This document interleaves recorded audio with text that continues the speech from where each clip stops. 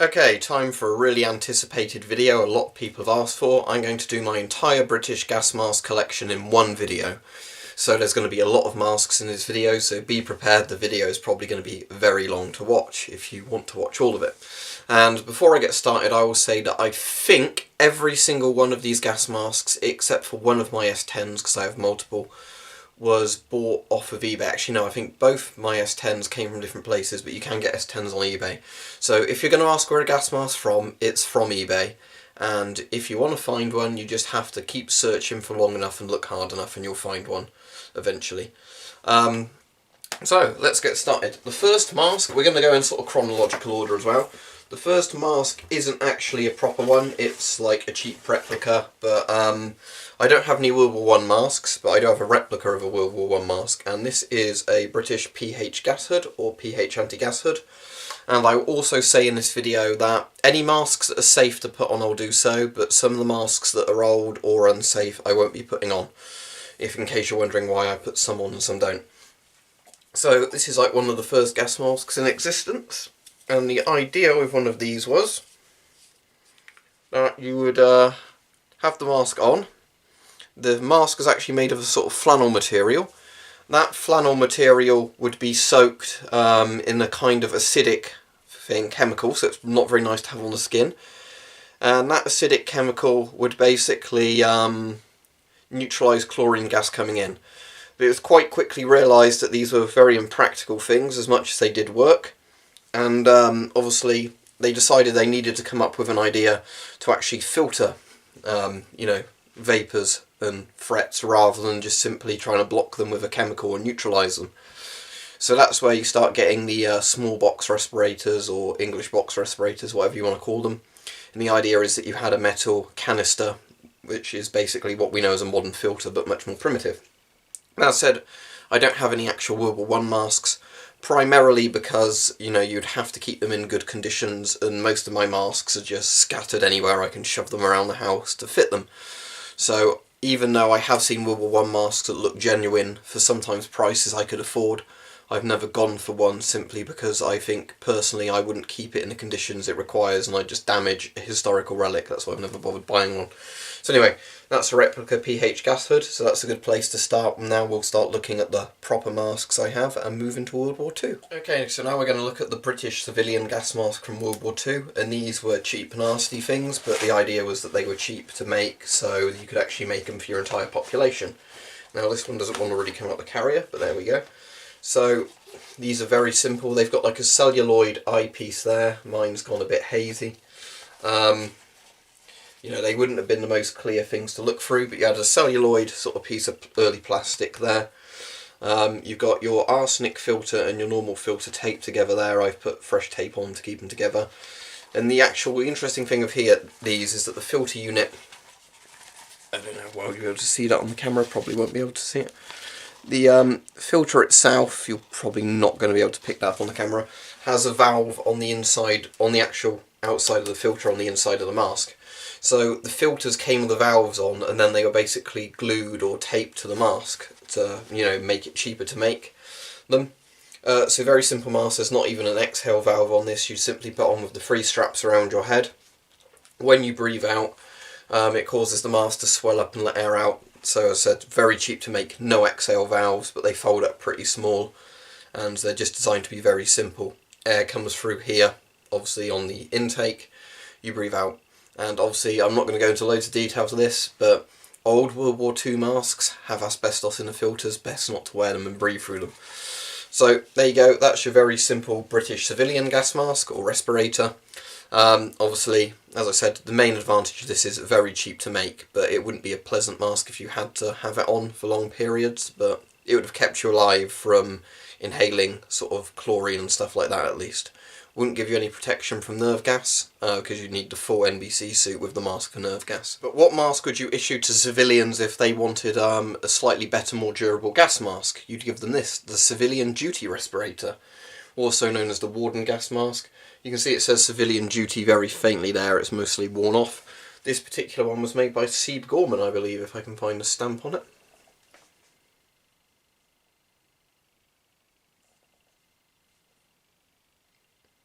I think that's bit of the Siebe Gorman thing somewhere on there, but regardless, yeah, there we go. Siebe Gorman is on that bit of the filter.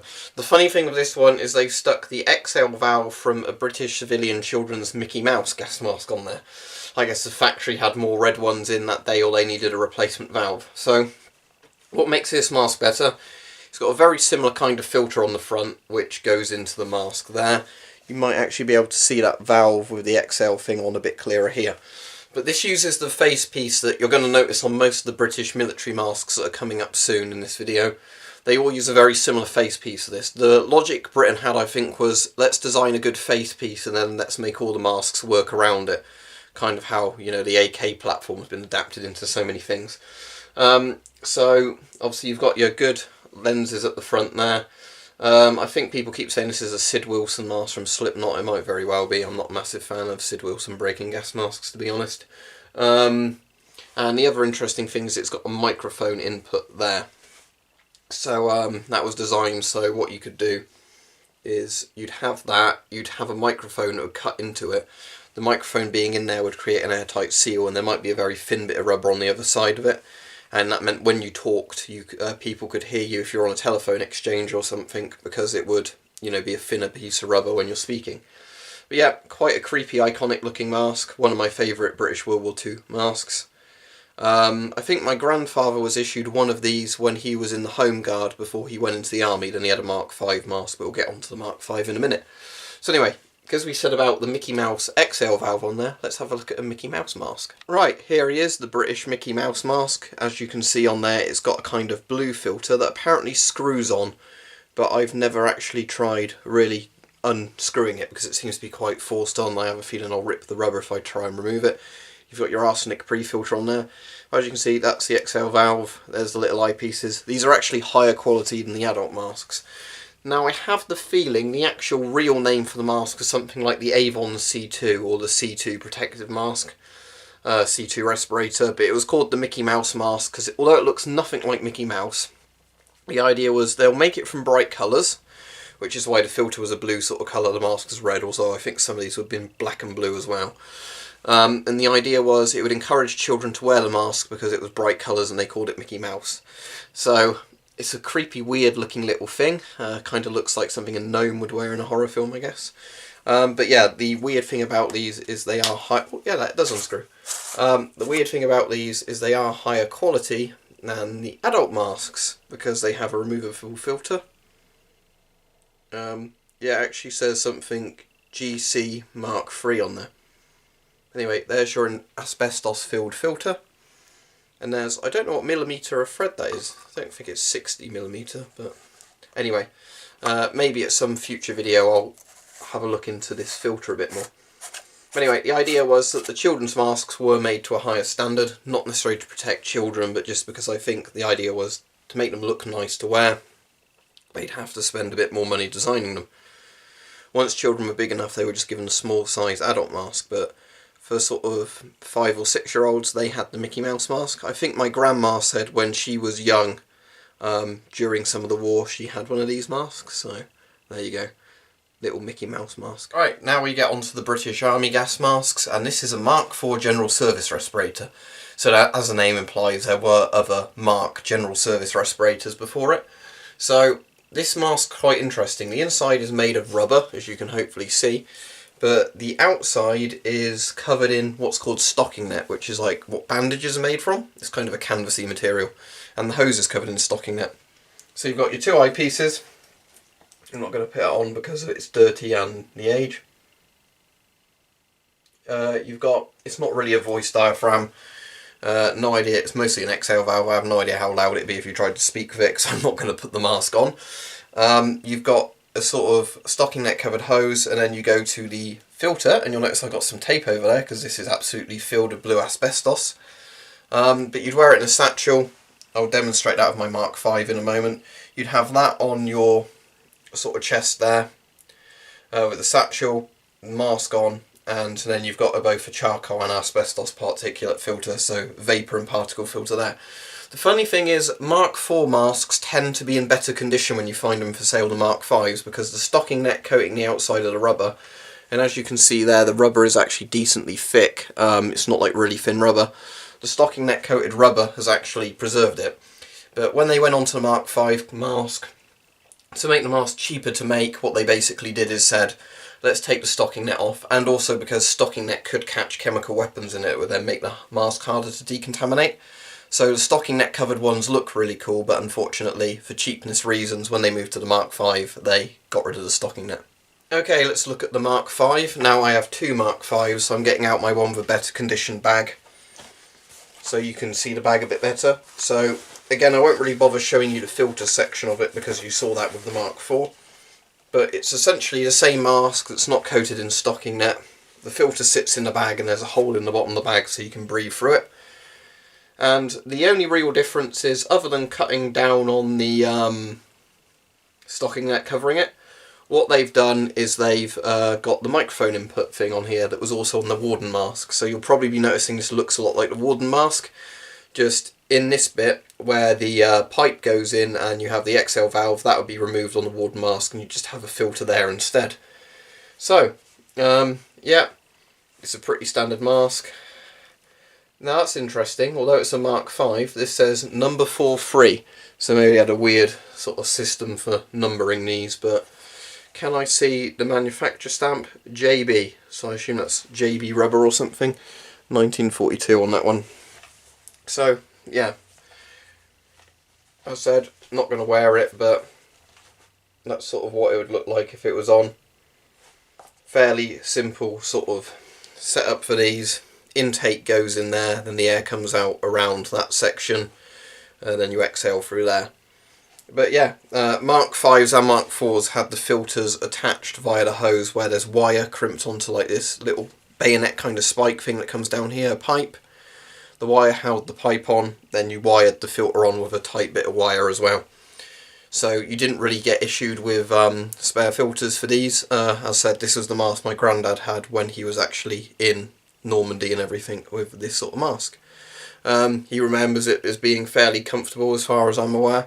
He said he didn't like the gas mask so much because they had to do the tear gas thing. So, you know, although that's meant to build confidence in your mask, after you've been tear gassed, having to take the mask on and off, you probably hate the sight of the thing, but obviously it would have protected you in the event of a chemical attack. But thankfully they never needed to use them. Anyway, that's the Mark V general service respirator. Lovely looking mask. And now let's move on to the light anti-gas respirators. Now, time for the Mark VI gas masks or respirators, but their real name was light anti-gas respirators.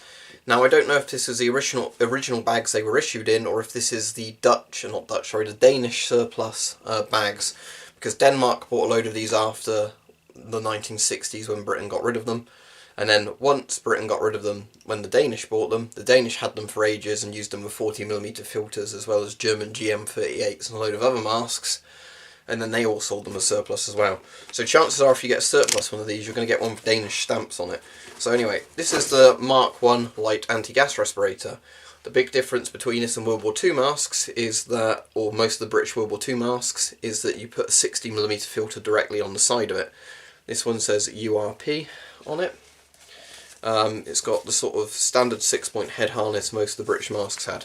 Now the interesting thing is, my Lag Mark I is made from really thick rubber. I don't know if you'll be able to see that well in the video, but this is really thick rubber for a World War II British mask.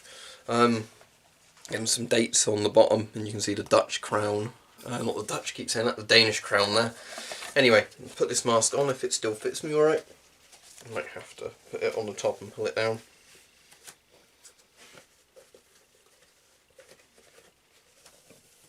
Should have loosened the straps before trying to put that on.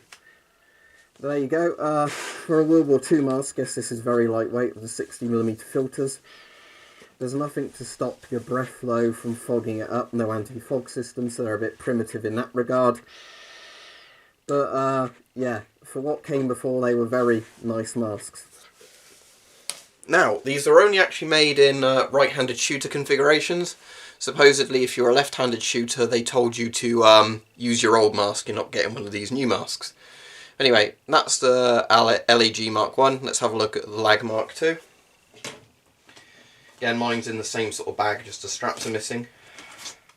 Right, here's the Lag Mark II. Did a video on this recently. Looks very similar. The only real difference is this is a thinner, more flexible rubber, which makes it more comfortable and easier to get an airtight seal with it. And it's got a voice diaphragm there on the sort of bit and like the almost nipple thing that sticks out the front of it. So as you can hopefully see, both masks are very, very similar.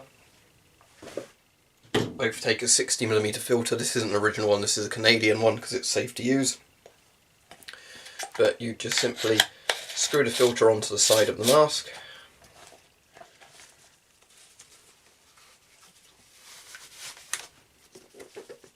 Put the thing on, and there you go. The voice diaphragm is surprisingly good on this for a 1950s mask. So yeah, the Lagmark 1 was replaced by the Lagmark 2. When the Canadians made the C3, that's kind of a Lagmark 2 with an oral nasal cupping and a couple of different parts. And Britain used this mask up until the 1960s, where partway through the 1960s, Porton Down developed the S6 respirator, or SR6 respirator, that was then made by Avon Rubber, Birmingham and Leyland and a few others. And they all came up with the S6 design. So now let's look at the S6, where we move into a really truly modern looking mask that moves away from this World War II design that's been on all the others. So this is the S6, and it's in the carry satchel design I really like that Britain stuck with for a lot of their masks, and Avon Rubber used for pretty much all their masks, even the ones Britain didn't buy.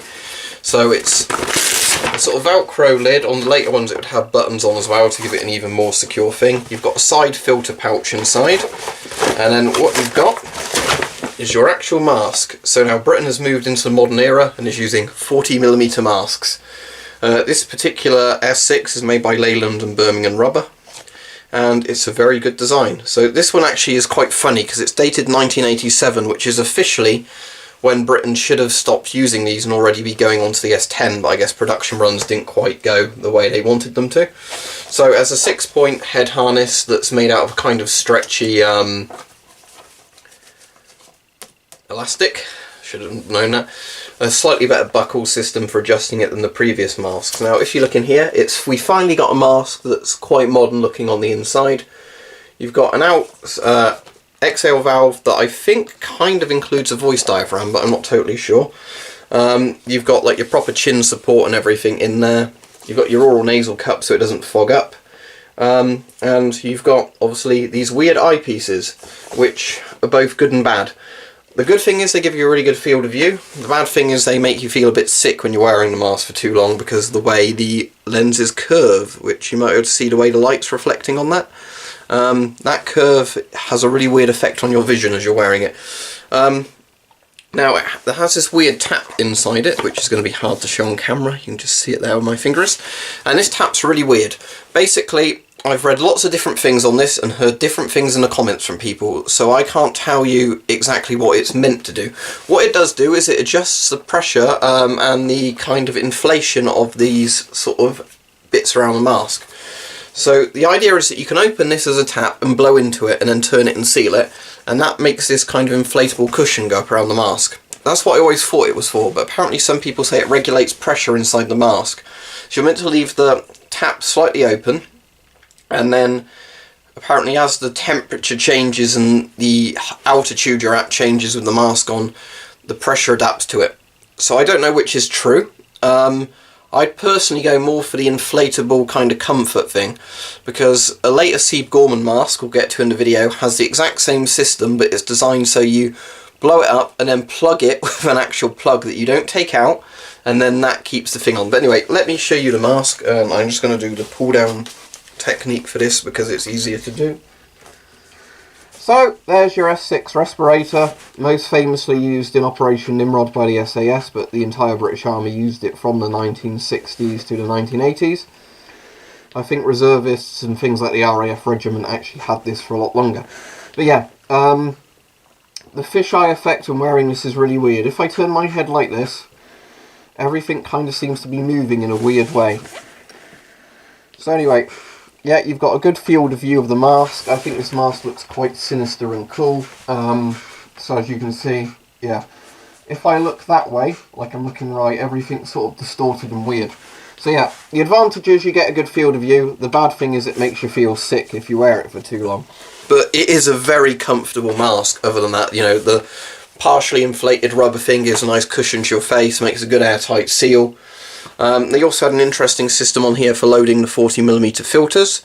The 40mm obviously screws into the outer bit, but you've got this inner kind of bayonet thing that comes out to help stabilise the filter going in and provide a better air seal for the filter. So a really clever design. I think more 40mm masks should have a design like that, where they've got an inner bit to help, you know, make an even better airtight seal. But anyway, as said, supposedly this wasn't developed by any of the British rubber companies. It was developed by Porton Down, the sort of infamous chemical warfare sort of research labs that Britain had. And they developed it and then basically either sold the rights to make it to British rubber manufacturers, or British rubber manufacturers were told to make it and then they got money for making it. I don't know how exactly, you know, it worked, but regardless, this is a Leyland and Birmingham one. But there's lots of Avon versions of this. Some of them have a really cool 40mm filter with lots of holes around the outside. My one doesn't have those, mine just has standard looking 40mm filters, but regardless, a very cool mask. Definitely worth picking one of these up if you see one for cheap, because they're, I think, one of the coolest looking 40mm masks ever made. So in the 1950s and the 1960s, you've seen what respirator you'd have if you were in the army. But what respirator would you have as a civilian? Short answer is you wouldn't get one.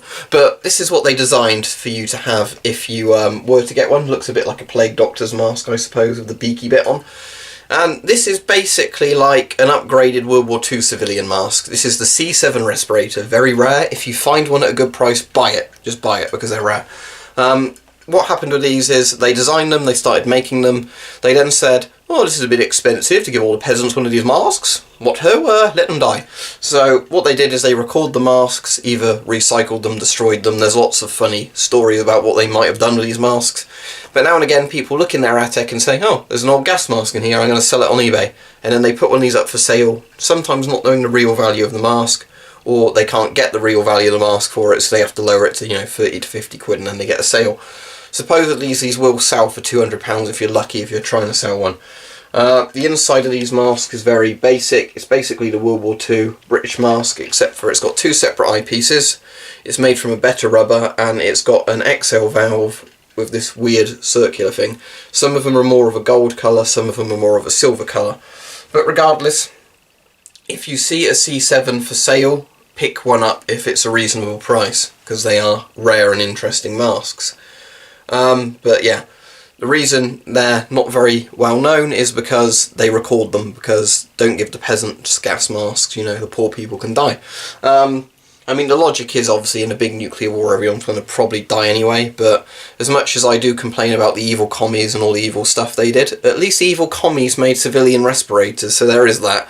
I mean, I guess it's so you can keep more of the population alive to keep filling your gulags after a nuclear war, but that's what the West was going to plan to do anyway, was just turn into a totalitarian state after nuclear war. But anyway, this is the mask you would have got if they decided your life wasn't so worthless they weren't going to make this cheap mask for you. Now let's talk about one of my favourite gas masks ever. It's the Avon S10 in this 95 Woodland DPM bag. Again, it's like the S6 bag, but a bit improved again. And what we have here is the S10. Now, I've done lots of videos on the S10, so if you want to see all the accessories and everything it came with and my red outserts and whatever else, look at those videos. But it's a 40mm mask that's succeeded the S6, and it is nearly perfect in every way. So, let's talk about the S10. It's made of this nice lightweight rubber. It really is light, but it's sturdy. The rubber folds a bit, you know, to be comfortable, but doesn't fold too much. It's like the Goldilocks, you know, thing. It's just right in every way. It's got this ridge around the outside designed to catch the hoods of NBC suits, so the mask sits on your face better. It's got these, I think they're PVC on this, but I think later Avon masks use polycarbonate, sort of hard plastic things, and they actually have a weird shape. You'll probably be able to see that if I move them in closer. The idea is it's kind of flat for looking through rifle scopes, but there's also plastic that's been shaped, so you can see, you know, get a better field of view. And the logic for this is that obviously the issue is when you have a mask is you can have an optical style mask like the Soviet SHMS where it limits your field of view, but you can see very well forwards, which is great for binoculars and rifle scopes. or you can have a mask that has, like the S6, a very big curved piece of plastic, and even the masks that are the modern kind of panoramic lenses have this problem, where you can't put rifle scopes or anything to them very well at all because they're curved, and you know, a scope's not going to fit against a curved thing, and also curving too much at a big angle makes you feel sick. So then you've got the S6, the S10, which has a kind of solution to that, which is to actually make a weird shaped bit of plastic that kind of is, you know, bendy there, flat there. The idea being that you can get the best of both worlds, and you mostly can with this design.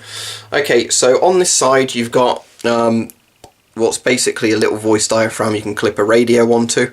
Normal S10s only take the filter on one side, and they made it in left and right hand variants, but the idea was that the filter only goes on one side, that side. Then this side you clip a radio onto, so people can hear you very clearly because you're speaking into your radio with a microphone that clips onto there. Under this cover, if I can get it off because sometimes these are a bit stiff. Okay, here we go. Under this cover you have your primary exhale valve, and it's called the trumpet system on here. And the idea being that when you speak, it amplifies your voice because it's coming out a sort of trumpet. It works better than some speech diaphragms. It's not as loud as the really good speech diaphragms, but it's certainly better than nothing. Right, around here you've got your drinking tube. That comes out here, your hydration system. You plug that into your bottle with your special Avon cap. Once mine comes in the post after Christmas and everything's all out of the way, I will do videos demonstrating the drinking tubes on these. And what you have here is a lever on the outside of the mask. You twist that lever around and it moves the drinking tube inside the mask. So hopefully, if I can get the lighting right, you'll be able to see that. Yeah, see that moving? It's annoying because I keep casting a shadow when I move my arm, but that's the drinking tube moving into position. So you move it from the outside to get it into your mouth, and then you can move it back. So anyway, let's put the S10 on. Right, so that's the S10 on. It's got these rubber straps on it, which are fairly comfortable for what they are. The idea being that you just simply pull them really tight. So you get a good field of view of this on, very similar to the S6, but it doesn't make you feel ill. And you've got a relatively flat bit for using with an L85 sort of SUSAT scope or something like that. When the drinking tube's not in use, you simply fold it down there. I probably messed that up a bit on the video. There we go. When you've got your 40mm on there, it makes an airtight seal. Obviously, as you can see, oral nasal cup in here and everything else. Ability to put outserts on there. Isn't the S10 an amazing mask? Isn't Avon Rubber great at designing masks? Isn't it a shame that Britain decided that they don't want Avon masks anymore? Right, now for the weird mask nobody knows anything about. It is the Siebe Gorman BM-13E-18. What is this mask? Wow, it's a bit weird. Basically, from what I can understand, the MOD wanted a self-contained breathing apparatus mask. And rather than just saying to any of the companies like Siebe Gorman that made firefighters masks, can you just give us a special firefighters mask with thicker rubber for, you know, chemical use, they said make it in 40mm NATO for us. So there you go, there's the 40mm NATO thing. But it doesn't work like a conventional respirator because it's designed as a self-contained breathing apparatus. The entire pressure system is set up to work on positive pressure. So what they did is they designed this mask and then said, now we've got a 40mm NATO intake, design us a special airline adapter for 40mm NATO. So they could have just bought a fireman's mask with thicker rubber, couldn't they? But anyway, this is what they got. It's actually a very good mask for what it is, but I can't demonstrate it with a filter properly because it relies on positive air pressure, but I'll briefly put it on. So it's got the same inflatable tube around the outside as the S6, and at the bottom here, where there's a red plug, that's where you inflate it and put the plug in. The issue is that's a bit of a crap system and the plug doesn't stay in very well. So if you get one of these and need to inflate it, it's probably just worth putting some plumbing tape over the end and sealing it that way. Now the issue is as I'm wearing it, you'll start seeing this fog up, and that's because the exhale valve requires a lot of air pressure to open because it's meant to be a positive pressure mask, and it's also because there's no valve here where the intake is. So what I think they should have done, although it was designed as a self-contained breathing apparatus, I reckon they should have just put an intake valve there, and then that way you could use it as a conventional respirator if need be. If I cover that and breathe out, the actual exhale valve works.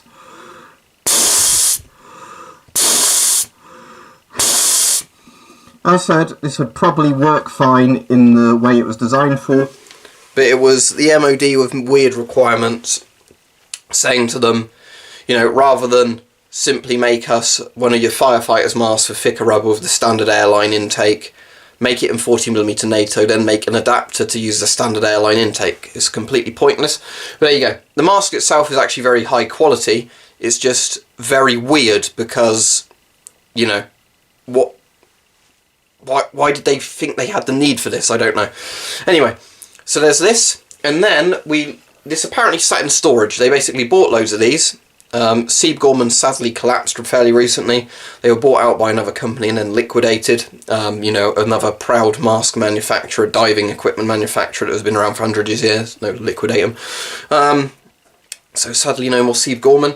But yeah, apparently the MOD bought loads of these, never really used them, and has now sold them for a surplus. So what a great use of taxpayers' money that was. But now let's look at the mask I really hate, that replaced the S10 in British Army service and has lots of problems. Look at this huge satchel. Isn't this convenient to carry around with you? This is the Scott GSR General Service Respirator. Not as good as the old Mark IV and 5 GSRs. Oh no, this is the Scott GSR. If it sounds like I'm already very negative towards this mask, it's because I've done enough videos and I've really tried to like this mask. It's awful. Right, let's get this thing out. The cool thing about this bag is it has got a zip to make it easier to open and get the mask out. So here is the Scott GSR. Look how big it is. Now, I've complained about this loads before in other videos, so I don't want to complain about it too much. What I understand the issue is that when Britain was deciding what new mask to buy, they were being very like, oh, we don't want to pay too much money for a mask. And Avon had suggested a load of masks, maybe other companies like Siebe Gorman had suggested masks for them. But they weren't really interested. You know, I think they were sitting on their hands going, you know, not wanting to buy a mask. Now, people have told me in the comments, and I think I did read this somewhere, so thank you for alerting me to this in the comments, that there was some sort of chemical weapons scare. Chemical weapons went missing from some, you know, Middle Eastern country, whatever, WMDs, you know, all that sort of crap. And then the MOD suddenly said, we really need a new mask. And then Scott rushed in and, you know, offered them, you know, undercut everybody else and said, we can do your mask for cheaper. Sadly, that mask wasn't very good. So basically what the GSR is, I think actually Scott gave it a name before they called it the GSR. And that, I think, failed to meet some sort of American test, so then they had to find another buyer for it. And it's basically, let's rip off the Avon M50 but make it worse in every way. So you'll probably think this looks like a really cool futuristic mask. You'd be wrong. You know, the mask itself has a lot of good ideas. They're just very poorly implemented and make the mask annoying. So, you've got your drinking tube that sits on there. Plug that back in. You've got a voice... Plug it back in. Doesn't want to go back in. There we go. You've got your voice diaphragm and exhale valve under this cover. And you've got your filters here. These are weird proprietary filters. You do these to undo them, and you turn them halfway and they come off. See, it's got like a bayonet lug. The funny thing is, under this cap here, there is a 40mm NATO filter intake. But Scott don't want you to know that. At some point I might do a video where I pull that off and show you what's under it. But anyway, you have to buy Scott's proprietary filters. Now, these are kind of interesting. They use this weird bayonet kind of plug system. And the idea is that when you change a filter, you change them one at a time. You take the filter off and air can't get in, so you don't have to panic and really quickly swap a filter over. That's a great idea. The issue is having two of these on the mask is very bulky. It's very heavy. People are telling me when you've got both on and you're using an L85A2 that the filters keep knocking the fire selector and other stupid things like that. So anyway, they are designed so when you're using a rifle with it, I'll demonstrate this now, I'll not demonstrate with a rifle, you can turn them all the way back, these sort of teardrop filters, and that way you've got more space to shoulder the rifle. The issue is you've still not really got enough space from everything I've been told. 6-point head harness, it's all the inside stuff. Anyway, the mask does look nice, I'll give you that, you know.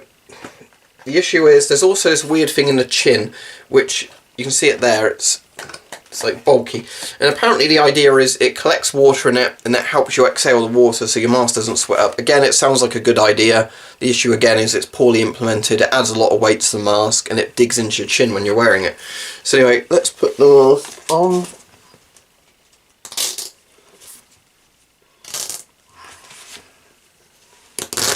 Now I am aware this might not be the best size for my head, so some of my complaints are probably because it doesn't fit me well, but the complaints about weight and bulkiness in the mask are certainly not exaggerated. So already I've got this thing digging into my chin that's uncomfortable. The field of view, despite being a panoramic lens, that only really helps at the front. To the sides it's no different than wearing an S10, to be honest. The oral nasal cup tends to dig in a bit as well. Actually, if I turn my head, I still get some of that weird effect the S6 gives, so, you know, I'd rather have an S6 in this mask, to be honest.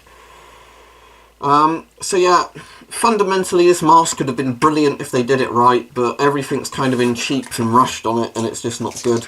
I've complained about the glue on it as well, and plastic welding that doesn't look very good around the lens. There's like a really dodgy glue job that, you know, I wouldn't trust if my life depended on this mask, to be quite honest with you.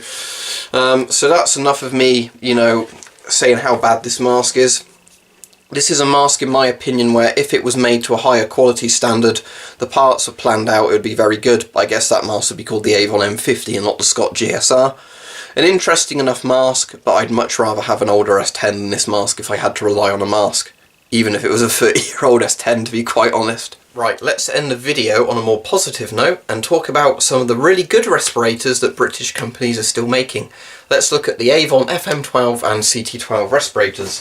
So here's that bag design I really like. Let's get that open. And inside this one I have an Avon FM12. So what's the Avon FM12? It's basically where Avon said, let's improve the S10 a bit more than it already is. So what you have here is the S10 that's been made a bit more compact. As you can see, the I think they put polycarbonate in the newer ones as well, not PVC. So Siebe Gorman FM12 here. Now the interesting thing is, it's basically an S10 that's been miniaturized and just made a bit more practical. So, you know, it's lighter, it's better. As far as I'm aware, it uses the same drinking tube plug on this mask as the other one. Now, most FM12s have a dual filter port. For some reason, mine doesn't. It has the one like the S10. I don't know why on that account, but you've got a nice sort of mesh head harness that's very comfortable. The rubber's very comfortable. You know, I can't really find any complaints with this mask, to be honest. So let's put it on. Now, normally I would just pull down on it, but I thought I'd put on the way you're meant to put these masks on. So, this is the Avon FM12. You see the head harness is very comfortable like that, having a big kind of mesh one. And yeah, this is a brilliant mask. You get a very good field of view. I think it's being slightly miniaturized. It's not quite as good as the S10's field of view, but it's not really massively noticeable. But I think at the price of having, you know, like a lighter weight mask and things like that, that's kind of a good trade-off. The oral nasal cup's very comfortable, doesn't dig into your eyes or anything like that, like some masks do. As far as I'm aware, all the exhale valves and voice diaphragms work quite well as well. You know, it's all a very cool design. It has the exact same system. If that's on too tight, I won't be able to get it off. There we go. The exact same kind of trumpet system that the S10 has for the voice diaphragm, you know, underneath there. So there, it's got the drinking tube system. It's been moved a bit, but it's the exact same system as the S10 has. Let's see if I can clip that back on. Probably have to take the mask off to clip that back on. But anyway, yeah, the Avon FM12, what a brilliant mask. Now let's look at the CT12 variant of it, which is my favourite gas mask in my collection. Now here is the Avon CT12, my favourite mask in my collection. It is my go-to mask when people ask, you know, what mask would you use in a gas attack? So it's like the FM12. The only difference is it doesn't have dual. I was going to say it doesn't have dual filter ports, but my FM12 doesn't have dual filter ports. It doesn't have a drinking tube on it.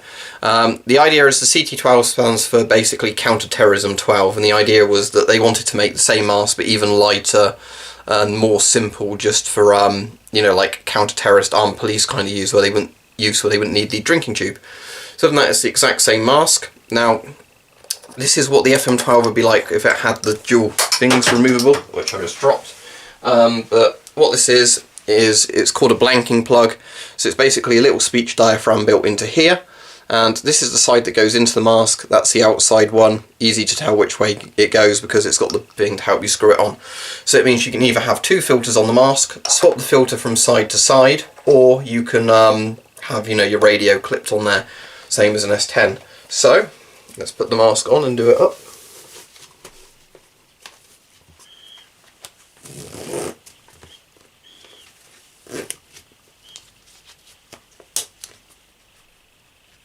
So with these masks, the bottom two clasps are sort of your standard pull-through ones. The top ones are ones you adjust and clip into place.